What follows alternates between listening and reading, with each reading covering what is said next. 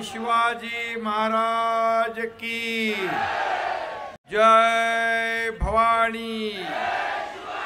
राजमाता जिजाऊ मासाहेब यांचा, राजमाता जिजाऊ मासाहेबांचा, राजमाता जिजाऊ मासाहेबांच्या चरणी कोटी कोटी वंदन। जय ज्योती, जय ज्योती। सगळ्यात अगोदर तुम्हाला मी तुमची दिलगिरी व्यक्त करतो। माझ्या लाडक्या बहिणी पार नजर पोचत नाही तिथपर्यंत बसलेल्या आहेत आणि यायला मला उशीर झाला, त्याबद्दल आपली दिलगिरी व्यक्त करतो, आपली माफी मागतो। आणि माग पण आपले लाडके भाऊ आहेत, इकडे लाडके भाऊ आहेत, या साईडला आहेत, लाडक्या बहिणी आणि लाडक्या भावांचं मनापासून मी स्वागत करतो, मनापासून आपल्याला धन्यवाद देतो। खरं म्हणजे राजमाता जिजाऊंचा हा वाडा आणि त्याच्या पायाशी आपण ही सभा घेतलेली आहे। आपण सगळे भाग्यवान आहोत। सभेचं ठिकाण आपल्या आतिश भाऊ तायडे यांनी बरोबर निवडलेला आणि तुम्हाला राजमाता जिजाऊंचा आशीर्वाद आहेच, छत्रपती शिवाजी महाराजांचाही आशीर्वाद आपल्याला आहे आणि या माझ्या लाडक्या बहिणींचा आशीर्वाद आहे, लाडक्या भावांचा आहे, लाडक्या ज्येष्ठांचा, सगळ्यांचा आशीर्वाद आपल्या पाठीशी आहे। त्यामुळे तुमचा विजय हा पक्का आहे।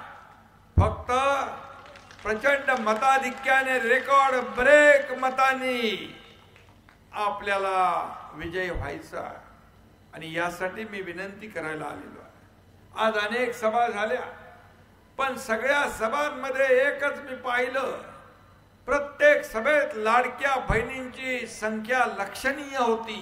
प्रचंड मोठ्या प्रमाणामध्ये लाडक्या बहिणी येतात आणि ज्याच्या पाठीशी लाडक्या बहिणी त्याचा विजय पक्का, त्याचा विजय पक्का। हे मी विधानसभेत पाहिलंय, हेच वातावरण मी विधानसभेत पाहिलंय।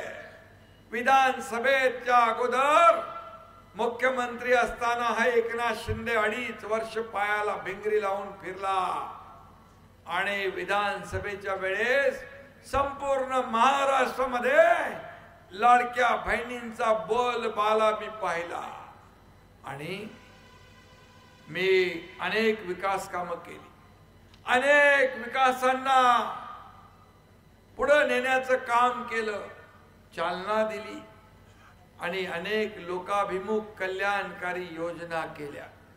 या सगळ्या योजनांमध्ये मला सगळ्यात भावलेली आणि सगळ्यात आवडती योजना कुठली असेल तर ती मुख्यमंत्री माझी लाडकी बहीण योजना। अनेक अडथळे आले, काही लोक कोर्टात गेले, काही लोक म्हणाले निवडणुकीचं फुकटचं आश्वासन आहे, चुनावी जुमला, पण मी मुख्यमंत्री म्हणून पदावर होतो। तुमचा हा भाऊ एकनाथ शिंदे, दिलेला शब्द पाळणारा हा एकनाथ शिंदे आहे आणि म्हणून मी ठरवलं होतं, जेव्हा मी मुख्यमंत्री झालो त्यावेळेस माझी परिस्थिती गरिबीची होती।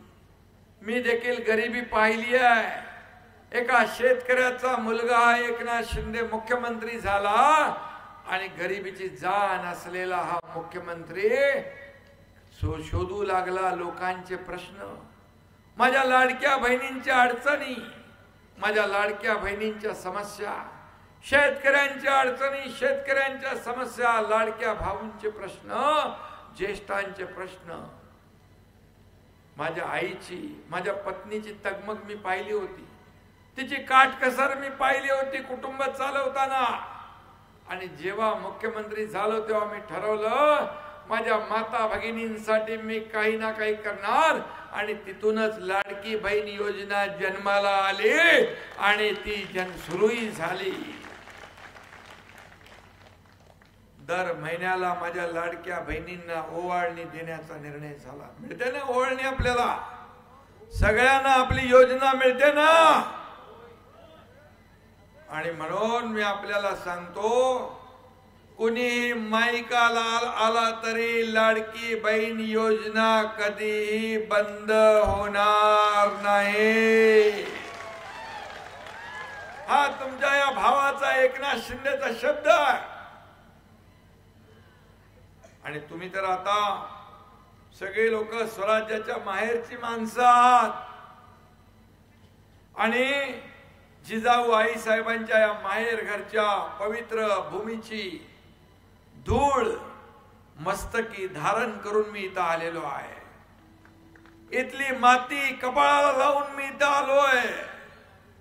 मी स्वतःला भाग्यवान समजतो की या सभेसाठी हे ठिकाण आतिश तावडे यांनी निवडलं, तायडेंनी।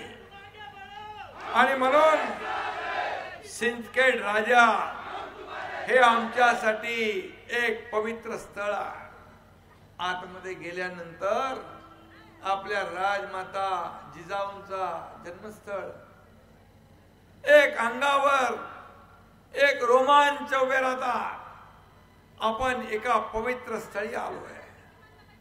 छत्रपती शिवाजी महाराजांना जन्म देणाऱ्या माय माऊलीच्या राजमाता जिजाऊंच्या वाड्यात आपण आलोय। एक आनंद आहे, एक समाधान आहे। आणि म्हणूनच मी आपल्याला एवढंच सांगतो की खऱ्या अर्थाने इथं विकासाचं नव पर्व आपल्याला आणायचं आहे आणि ते आपण आणणारच। ही काळ्या दगडावरची भगवी रेग आहे आणि म्हणून मासाहेबांच्या आशीर्वादाने छत्रपती शिवरायांनी रयतेचं राज्य निर्माण केलं। रयतेच्या भाजीच्या देठालाही हात लागता कामा नये याची काळजी छत्रपती शिवाजी महाराजांनी घेतली। सिंदखेड राजामध्ये आपल्याला रयतेचं राज्य आणायचं आहे, लोकांचं राज्य, जनतेचं राज्य निर्माण करायचं। खऱ्या अर्थाने लाडक्या बहिणी आणि लाडक्या भावांच्या आशीर्वादाने सिंदखेड राजा नगर परिषदेवर शिवसेनेचा भगवा, छत्रपती शिवाजी महाराजांचा भगवा फडकल्याशिवाय राहणार नाही, हा विश्वास या ठिकाणी व्यक्त करतो।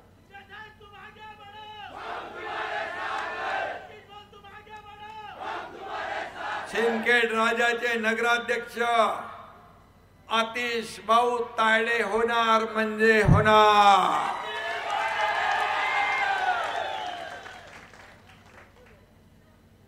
त्यांच्या अगोदर पण तायडेच होते, बंधू होते आणि त्यांच्या सोबत 20, आता तुम्ही दोघंही या नाही असे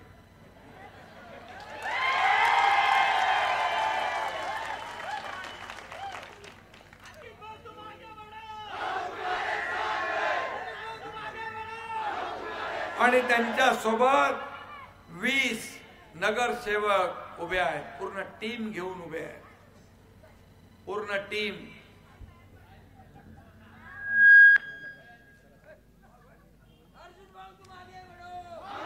आणि या टीमला देखील आपल्याला विजयी करायचं आहे। अतिशय वातावरण संपूर्ण महाराष्ट्रामध्ये माझ्या लाडक्या बहिणींनी भगवं करून टाकलेला आहे। भगवं वादळ सगळीकडे पाहतो।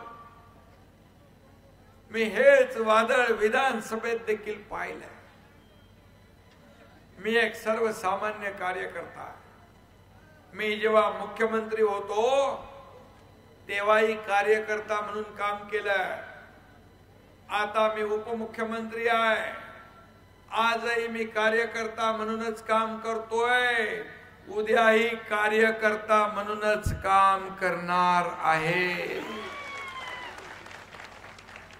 मी आपल्याला एवढंच सांगतो, मला काय मिळालं यापेक्षा जनतेला काय मिळालं हे बघणारा हा एकनाथ शिंदे आहे. मुख्यमंत्री माझी लाडकी बहीण योजना, लेक लाडकी लखपती योजना, एसटी मध्ये 50% सवलत देण्याची योजना एकनाथ शिंदेनी केली. आणि महिला बचत गट जो ग्रामीण भागामध्ये जो फंड मिळतो खेळतं भांडवल ते नगर परिषद हद्दीमध्ये मिळत नाही, ते देखील नगर विकास खात्याचा मंत्री म्हणून मी सुरू करणार. माझ्या लाडक्या बहिणींना स्वतःच्या पायावर उभं करणार. छोटा मोठा व्यवसाय केला पाहिजे अशा एकत्र येऊन पुढे गेल्या पाहिजे. माझ्या लाडक्या बहिणी लखपती झालेल्या मला बघायच्या आहेत, लखपती झालेल्या. मी बोलतोय ते पूर्ण लक्षात ठेवा. मी जे बोलतो तेच करतो, जे होणार नाही ते बोलत नाही. यामध्ये ए बाबा थांबा ना रे जरा, तुमचा जोश कायम आहे. जोश 2 तारखेपर्यंत असाच ठेवायचा. आणि म्हणून लाडकी सून अभियान आपण सुरू केलं. जिथं कुठं अन्याय होईल त्या अन्यायाला वाचा फोडण्याचं काम शिवसेना करणार. आणि मी मुख्यमंत्री असताना आणखी एक मोठा निर्णय घेतला. अगोदर आपल्या नावासमोर आपल्या वडिलांचं नाव आपण लावत होतो. मुख्यमंत्री असताना एक निर्णय घेतला की वडिलांचं नाव लावत असताना आपल्या नावासमोर पहिलं आईचं नाव लावायचा निर्णय घेतला. ऐतिहासिक निर्णय सगळे. 2.5 वर्षाच्या काळात अनेक प्रकल्प पुढे नेले. शेतकरी सन्मान योजना केली, पीक विमा योजना केली, वयोश्री योजना ज्येष्ठांसाठी केली.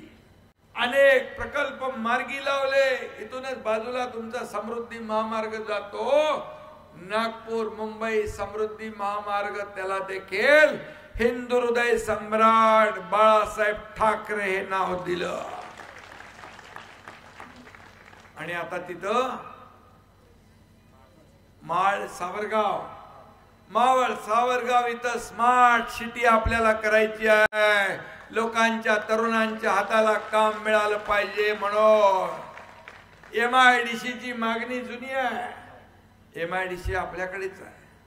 उदय सामंत यांना मी सांगतो, ताबडतोब अधिकारी पाठवा आणि इथली तपासणी करा. इथं MIDC झाली पाहिजे.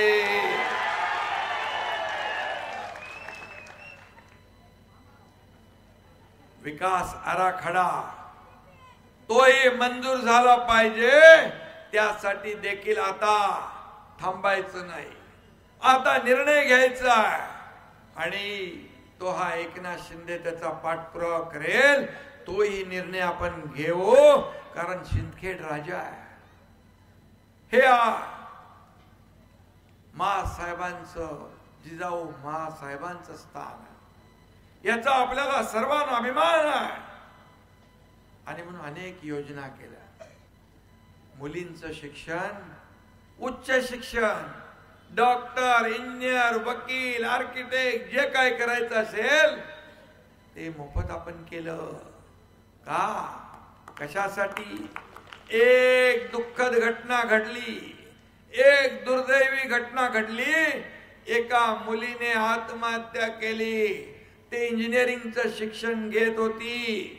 50% सरकार फी भरत होतं, 50% पालकांनी भरायची होती. मुलीला वाटलं वडील माझे फी भरू शकणार नाहीत, वडील आत्महत्या करू शकतात, अशी तिला शंका आली आणि तिनेच आत्महत्या केली. 12:30 रात्री वाजता 1 वाजता मी टीव्हीवर बातमी पाहिली. हा तुमचा एकनाथ शिंदे मुख्यमंत्री होता. एक संवेदनशील मुख्यमंत्री म्हणून मी ती बातमी वाचल्यानंतर माझ्या मनाला यातना आणि वेदना झाल्या. सर्वसामान्यांचं सरकार आपण म्हणतो, मग आपल्या राज्यात शिक्षणासाठी मुलगी आत्महत्या करत असेल तर आपल्या सत्तेचा फायदा काय? त्याच रात्री ठरवलं आणि 50% फीच्या ऐवजी 100% फी मध्ये माफी दिली, सवलत दिली. हे सर्वसामान्यांचं सरकार, हे गोरगरिबांचं सरकार. आणि म्हणून मगाशी अर्जुनराव म्हणाले एवढी लोकप्रियता कशासाठी? कारण मी तुमच्यातला आहे, मी सर्वसामान्यातला माणूस मुख्यमंत्री झालो होतो, सर्वसामान्यातला उपमुख्यमंत्री आहे. म्हणून मी तुमची अडचण, तुमची दुःख जाणतो.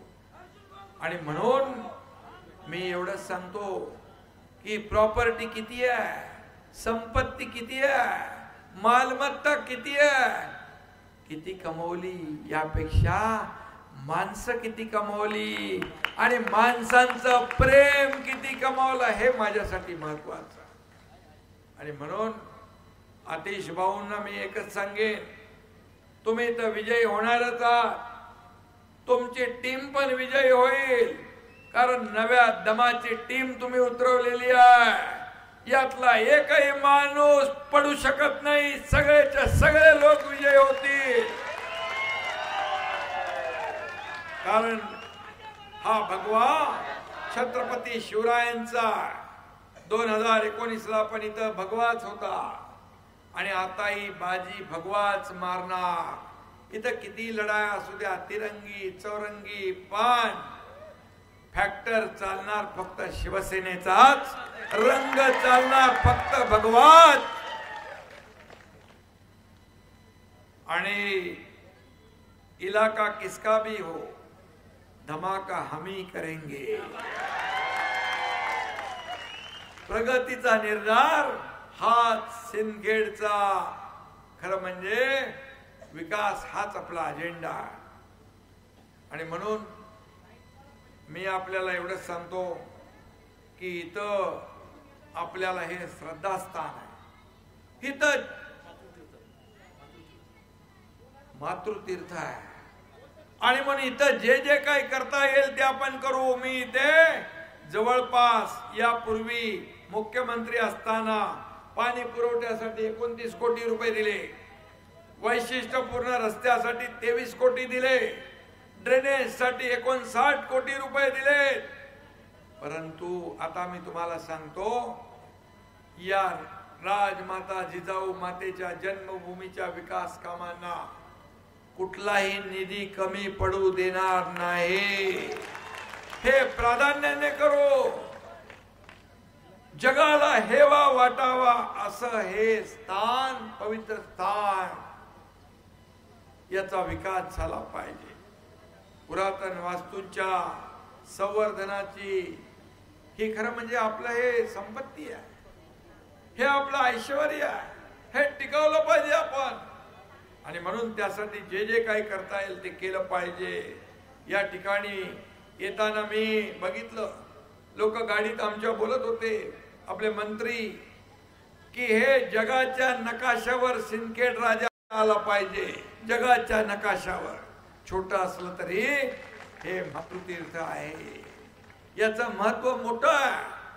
आणि म्हणून सिंदखेड राजामध्ये अनेक सुविधा पाहिजे, रस्ते पाहिजेत, MIDC पाहिजे, कॉलेज पाहिजे, आरोग्य केंद्र पाहिजे, शाळेची नवी इमारत पाहिजे, लाडक्या बहिणींसाठी बचत गटासाठी नवी बाजारपेठ पाहिजे, आणि रोजगारासाठी, शिक्षणासाठी जिजाऊ मातेच्या लेकरांना बाहेर गावी नोकरीसाठी जावं लागू नये म्हणून देखील आपल्याला प्रयत्न करायचा. आणि मग ही परिस्थिती आता बदलायची आहे. तुम्हाला वाटतं तितकं हे अशक्य नाही आहे, कारण मी एवढे निर्णय घेऊन मोकळा झालोय की हा निर्णय देखील घेणं कठीण नाही. एकदा शब्द दिला की तो शब्द मी पाळतो. कमिटमेंटला महत्व आहे, बरोबर आहे. आणि म्हणून मी मागच्या सभेत पण सांगितलं, एक तो मैं कमिटमेंट करता नहीं, लेकिन एक बार कमिटमेंट कर दी तो फिर मैं खुद की भी नहीं सुनता। आणि म्हणून एकनाथ शिंदे फक्त घोषणा करत नाही, नुसती वचनं देत नाही, जे होणार आहे तेच बोलतो आणि त्याच्या मागे लागतो, पूर्णपणे पूर्ण होईपर्यंत त्याचा पिच्छा सोडत नाही। आणि म्हणूनच आज सिंदखेड राजाचा काया पालट करणं ही आपली जबाबदारी आहे। आणि म्हणून विरोधक काय करतात ते जाऊ दे, विरोधकांना एकनाथ शिंदेचं नाव दिसलं ऐकलं तरी पोटात कळ येते, आता त्याला मी काय करू। एका शेतकऱ्याचा मुलगा मुख्यमंत्री झालेला हजम होत नाही, त्याने बाळासाहेब ठाकरे आपल्या दवाखाना आहे का इकडे?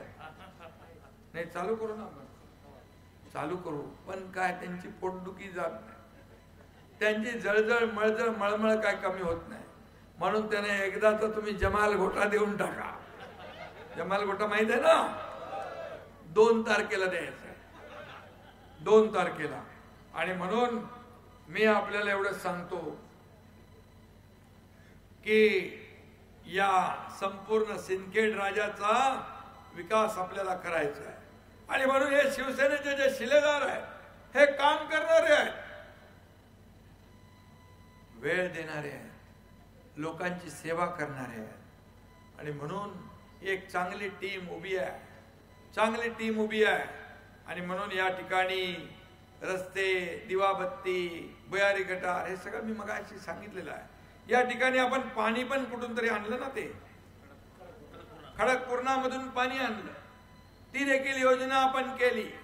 आणि म्हणून मी आपल्याला एवढं सांगतो की आज या सिंदखेड राजाच्या विकासासाठी जे जे काही करावं लागेल ते हा एकनाथ शिंदे केल्याशिवाय राहणार नाही, हा शब्द आपल्याला देतो।